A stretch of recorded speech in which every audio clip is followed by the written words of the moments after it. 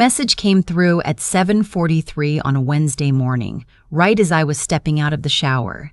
I work as a financial analyst at a mid-sized investment firm in downtown Chicago. My job is about numbers, patterns, predicting behavior based on data. I've spent 7 years learning to read a situation before it fully develops, to see the shape of something long before anyone else notices it forming. So when I picked up my phone and read what my brother had posted in the family group chat, I wasn't exactly surprised. Surprised would imply I hadn't seen this coming from miles away. What he wrote was this: "Good news, everyone. Since the contractor finally confirmed the renovation timeline, me, Denise, and the kids will be staying at Sarah's place for the 2 months. She has that big 2-bedroom in Lincoln Park, and she's barely ever home anyway. Sarah, we'll be there the first weekend of next month. Thanks, sis." Below it, within minutes, my mother had sent a heart. My aunt had sent 3 clapping emojis. My cousin had replied, "So fun. The kids will love the city." And my father, who I hadn't spoken to in 4 months, had simply typed, "Good thinking, son." I put my phone face down on the bathroom counter and finished getting ready for work.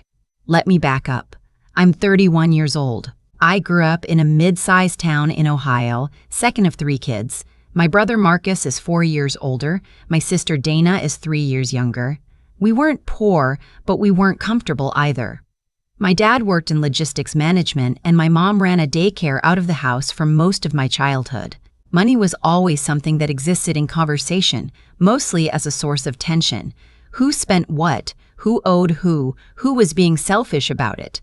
From early on, I was the quiet one, not shy exactly, more like careful. I watched how things worked in my family, and I made a decision somewhere around age 12 that I would simply outwork everyone and leave quietly. I wasn't angry about my childhood. I just knew, with the same calm certainty I later applied to spreadsheets and earnings projections, that I needed to build something that was entirely my own. I got a full scholarship to the University of Illinois. I graduated with honors in finance.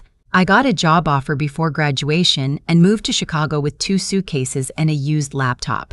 Over the next 8 years, I paid off my student loans, built my savings, and at 28, I bought my condo, a 2-bedroom on the 4th floor of a building in Lincoln Park, 15 minutes from my office, with a small balcony that looks out over a courtyard with a fountain. It was the first thing I had ever owned.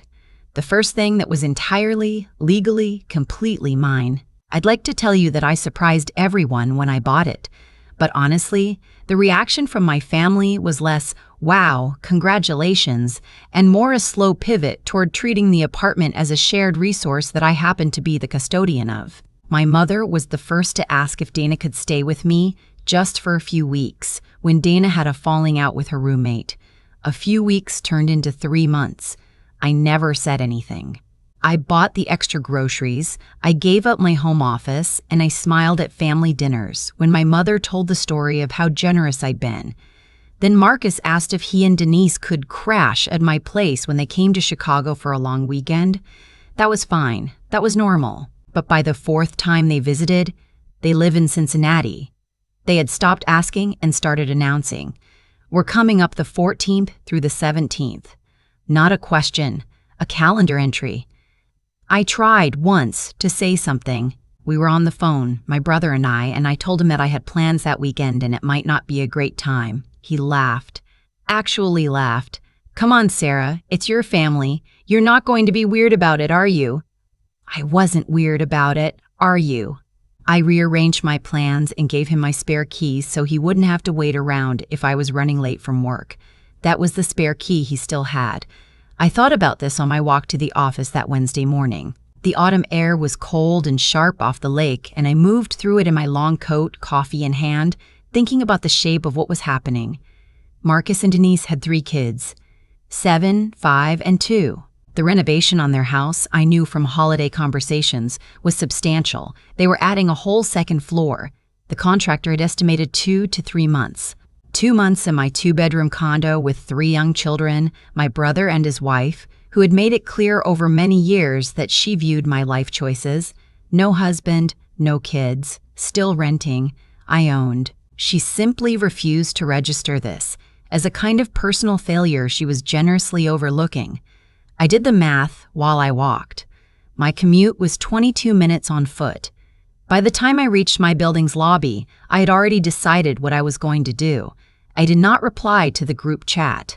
My coworker James noticed something was different about me that day. James and I had been friends since my first week at the firm. He was the one who showed me where the good coffee was and warned me which conference rooms had broken AC. He was also, by now, one of the few people in my life I trusted completely. He had met my family exactly once, at a birthday dinner 2 years ago, and had formed his assessment of them in approximately 90 minutes. "You got that face," he said, dropping into the chair across from my desk. "What face?" "The one where you're solving something that isn't on a spreadsheet."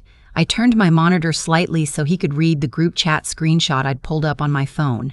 I watched him read it. His expression went through several phases: confusion, then disbelief, then a particular kind of quiet fury that I recognized because I felt it too, somewhere under the calm. "He already has your spare key," James said. It wasn't a question. "Yes, and your building. Do they know him? Would the front desk let him up?" I introduced him to the weekend concierge last time he visited. He knows the door code for the parking garage. James was quiet for a moment. Then he said, "Okay, so what's the plan?" That's what I appreciated about James. He didn't say, "Oh, I'm sure he didn't mean it that way," or "maybe you should just talk to him." He understood immediately that there was a plan, or that there needed to be one, and he wanted to help build it. "I'm going to handle it," I said. "I just need a few weeks." He nodded once and went back to his desk. I want to be clear about something because I've thought about it a lot since then. I'm not a vindictive person. I don't enjoy conflict. In fact, the reason I had let so many things slide over the years, the visits, the assumptions, the casual treatment of my space as communal property, was precisely because confrontation cost me something. It drained something I needed for work, for the quiet life I had built. I had tried, more than once, to set limits with my family. Not dramatically, just clearly. And each time the response was some version of the same thing, that I was being cold, that family didn't work like that I needed to relax and stop acting like I was too good for everyone. So I had learned, not to be silent out of weakness, but to be silent the way you're silent, before you make a very precise, very calibrated move. I waited 2 days before I called my building's management office. I spoke with the property manager, a methodical woman named Carol who I had always liked for her straightforwardness. I explained that I needed to update the access permissions for my unit. I wanted my spare key deactivated. My building used electronic key fobs, but the spare traditional key I'd given Marcus could still access the parking garage and the main lobby side entrance, which used an older mechanical lock that the building had never upgraded. I asked to have that lock changed. I also asked to have my unit's door code updated and confirmed that the front desk would need explicit written authorization for me before allowing any guests up to my floor. Carol didn't ask questions. She said she'd have everything processed by end of the following week. Next, I called a locksmith and had my unit's deadbolt replaced. The new one was a smart lock. I'd been meaning to upgrade for over a year, and now I had a reason. It connected to an app on my phone and generated temporary access codes I could issue and revoke remotely. I set up a new code that only I knew. Then I looked into the building's camera system. My 4 had hallway cameras, standard building security, but I had been thinking for a while about adding something for my own use. I ordered a small doorbell camera that installed cleanly without drilling, recorded in high definition, and sent motion alerts to my phone. I installed it on a Sunday afternoon. It took 20 minutes. I did not reply to the group chat. Over the next 3 weeks, I watched the conversation there evolve without me. Denise posted a photo of the kids with the caption, "Chicago bound." So excited. My mother asked if I had a pack and play for the baby. My cousin asked if I'd have time to take everyone to Millennium Park. My aunt suggested I stock up on chicken nuggets because kids are picky. My brother posted twice, asking me to confirm which weekend was best for the handoff, his word, as if my home were a relay baton. I read every message. I replied to none of them. My phone rang with calls from my mother on 3 separate occasions. I let them go to voicemail. She left messages each time. The first was warm. "Honey, just checking in. Haven't heard from you. Call me back. The second was slightly puzzled. Sarah, Marcus needs to know the plan. Can you please just confirm the dates? The third had an edge to it. I'm not sure what's going on with you, but this isn't the time to be uncommunicative. Your brother needs to know when he can drop off some boxes. Drop off some boxes? I listened to that third voicemail while standing on my balcony on a Thursday evening in early October, watching the courtyard fountain below. The water moved in slow circles, and the lights of the city were just beginning to come up against the darkening sky. I thought about the first night I had slept in this apartment. I had sat on the floor because I didn't have furniture yet, eating takeout pad dye from the container, and I had felt something I didn't have a name for at the time. Not happiness exactly, more like solidity, like I had finally located myself somewhere stable. I thought about my brother's family in my bedroom, his kid shoes by my door, Denise reorganizing my kitchen with the specific authority she always brought to spaces that weren't hers. The 2-year-old's toys in my living room, which I had furnished slowly and carefully over 3 years, each piece chosen because I loved it. I went inside and texted James, all set. They're coming the first weekend of the month. He replied, and you're going to be where? I replied, Door County, already booked. 3 dots appeared then. That's the most elegantly unsentimental thing I've ever heard. The first weekend of the month arrived on a Friday. I had booked a small cottage on the water in Door County, the peninsula that juts up into Lake Michigan in northern Wisconsin, about 3.5 hours from Chicago. James and his partner had agreed to join me, and my friend Priya, who I'd known since college and who was, in terms of emotional intelligence, the most grounded person I'd ever met, was driving up separately on Saturday. I left Chicago on Thursday evening after work. I packed deliberately, the good wool blanket, the hiking boots I'd bought and never used, the French press, the book I'd been meaning to read since February. I loaded my car and I drove north through the city's lights until they fell away behind me and there was just the highway and the dark flat fields and the radio low. I thought about what I had and hadn't done. I had changed every lock. I had updated the building's access records. I had notified the front desk, in writing, emailed to Carol and the building manager, that no one should be permitted to my unit without my explicit approval, issued via phone call or email, verified against my building account. I had my doorbell camera armed and streaming. What I had not done, I had not replied to the group chat. I had not called my mother back. I had not told Marcus that the plan had changed, that there was no plan, that the plan had never been agreed to in the first place because no one had actually asked me. Some people would say that was wrong, that I should have been clearer sooner, and maybe in a vacuum, that's fair. But I had been clear before in gentler ways, and it hadn't landed. The only language my family consistently understood when it came to me and my space was the language of the thing itself, the door, the lock, the unanswered call. I had learned that over years. I was fluent in it now. I arrived at the cottage at 10:30 that night and stood on the dock for a while listening to the lake. The water was still and very dark, and the stars were sharp overhead in a way they never were in the city. I went inside and made tea, and sat by the window and, for the first time in 3 weeks, felt my shoulders come down. My phone lit up at 9:14 the next morning. The doorbell camera app sent me a motion alert. I was sitting on the cottage's small covered porch with my coffee and James, who was reading and had not yet asked me about any of it, exercising the particular kindness of understanding when not to speak. I looked at my phone. The camera showed Marcus standing in front of my apartment door. He had a large duffel bag over one shoulder and was holding the hand of his 7-year-old. He knocked. He waited. He knocked again, louder. The footage was sharp. I watched him try the door handle. Then I watched him reach into his jacket pocket and pull out a key, the spare key, the one I'd given him 2 years ago, and hold it up to my new smart lock, which of course did not respond to a traditional key at all. I set down my coffee. He knocked a third time, then pulled out his phone. My phone rang. I watched the notification appear at the top of the same screen, showing me his face on the camera feed. I didn't answer. I watched him call again. Then I watched him type something. A text came through. Sarah, we're at the door. Where are you? Did something happen to the lock? I put my phone face up on the porch railing and picked up my coffee again. James glanced over from his book. He had heard the notifications. He said nothing, which was the correct thing to do. Over the next 47 minutes, my camera captured the following sequence of events. Marcus called me 4 more times.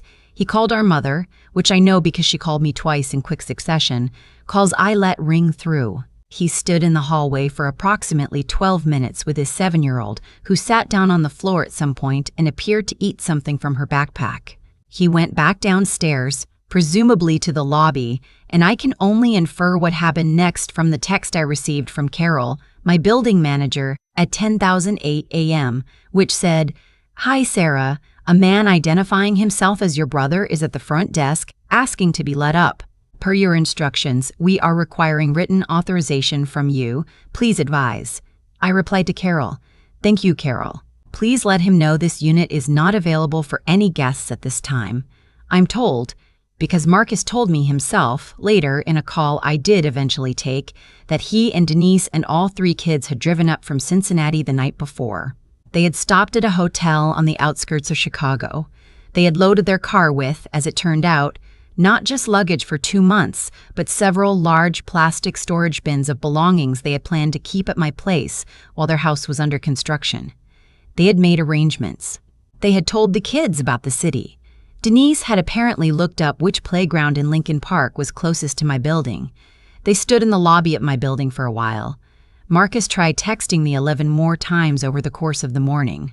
At 11:30, he called our mother, and apparently there was a lengthy and upsetting conversation that I wasn't present for, but can reconstruct from the voicemail my mother left me at 11:47, which began with my name spoken at a volume that suggested she had briefly considered screaming it and thought better of it. I sat on the dock with James and Priya, who had arrived mid-morning, and we ate sandwiches and watched the lake, and the conversation moved through the things it moves through when you're with people who know you well. Work, books, the strange quality of light on water in October, plans for next year. My phone continued to light up. I let it. I called my brother back on Sunday evening, 2 days later. By then, I was back in Chicago in my apartment, which was quiet and exactly as I had left it. I had made a cup of tea and I was sitting at my kitchen table, and I had thought about what I wanted to say and how I wanted to say it, and then I dialed his number.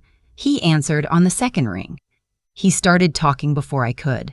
He was angry, which I expected. He was bewildered, which I had also expected. He used the word stunned 3 times in the first 2 minutes, and he asked me more than once why I hadn't just told him, why I hadn't just said something. I let him finish. Then I said, calmly and without any heat in my voice, "Marcus, I didn't agree to this.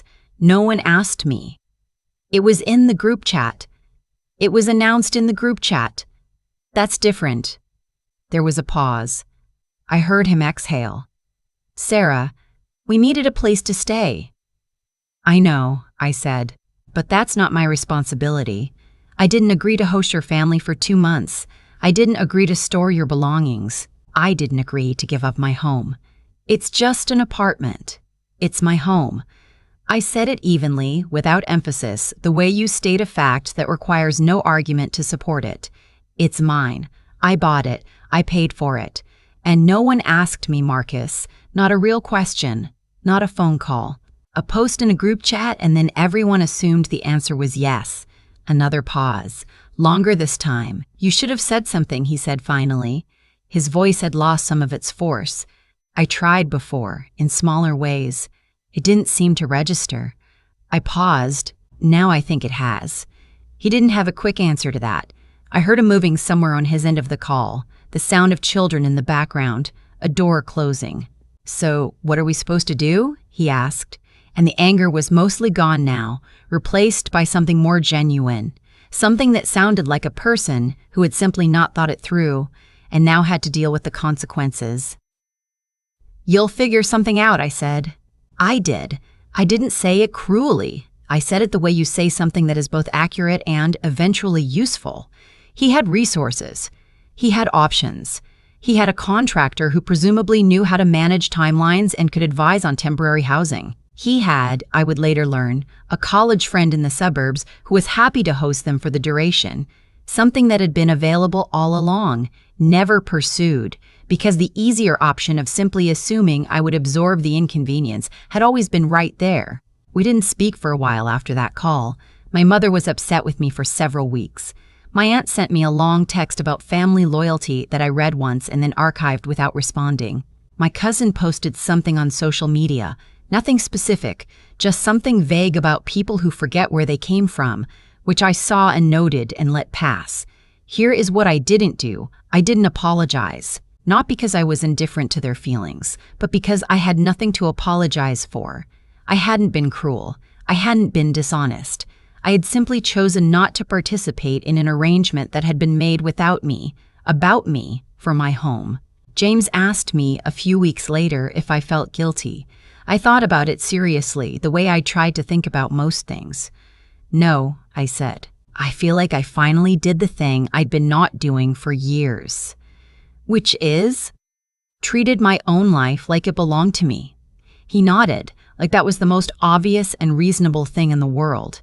Which of course it is. The renovation on my brother's house ended up taking 14 weeks. They stayed in the Columbus suburb with his college friend for the first month, then rented a short-term furnished apartment for the second. It cost them money they hadn't budgeted. I know this because Marcus told me in a later conversation, when things between us had thawed a little, that it had been a wake-up call about planning. He didn't apologize for the group chat post. I didn't expect him to. But something had shifted. The following spring, when he called to ask if Denise and the kids could visit Chicago for a long weekend, his oldest had asked to go to the Shed Aquarium. He asked me. Actually, asked. Is that okay with you? Does that work? It was such a small thing. 2 sentences. A genuine question waiting for a genuine answer. Yes, I said. That works. I changed the code on my smart lock to let them in and changed it back when they left. My apartment remained my apartment. My home remained my home. And when I sat on my balcony the evening they drove back to Cincinnati, watching the fountain in the courtyard below catch the last of the daylight, that feeling was still there. The one I'd felt on the floor with the pab die all those years ago. The solidity, the quiet certainty of being somewhere that was entirely yours. I hadn't raised my voice to get here. I hadn't sent a long message explaining my feelings, or issued an ultimatum, or performed my anger for an audience. I had simply made a decision, quietly and completely, and let the locked door say everything that needed to be said. Some people need words. Some people need consequences. In my family, I had spent years learning which was which. And sometimes the most powerful thing you can say is the thing you deliberately, carefully, do not say. The silence you shape like a key and turn only once, at exactly the right moment. The lock clicked, the door held. That was enough.